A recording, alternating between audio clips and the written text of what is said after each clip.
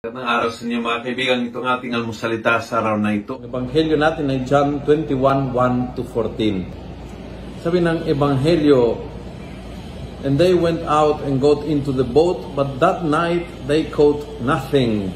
When the sun came up, Jesus was standing on the shore, but the disciples did not know that it was Jesus. Jesus called out, 'Friends, have you anything to eat?'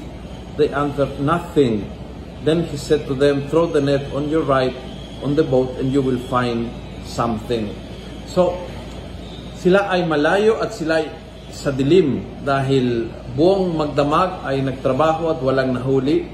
So sila ay sa pagbubukan liwayway, may konting liwanag pero konti pa, medyo malayo sa pampang, kaya hindi nila nakilala si Jesus. Nakita nila may mama nakatayo dyan, nakita nila may tao, pero hindi nila alam na ang tao na yan ay si Jesus na muling nabuhay.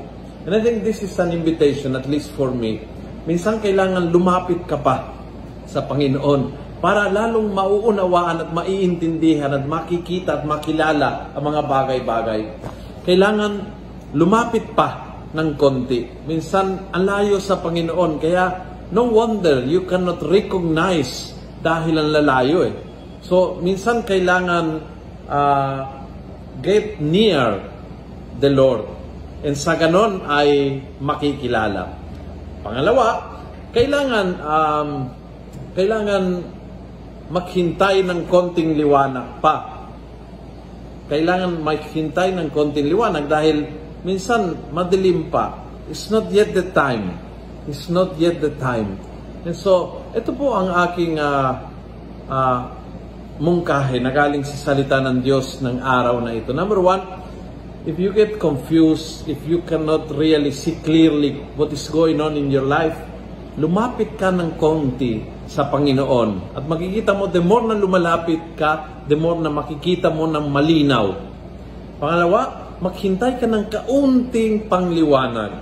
Minsan kasi, pagbubukan liwayway, hindi pa lubos na lumabas ang haring araw kung saan makikita mo ng malinaw.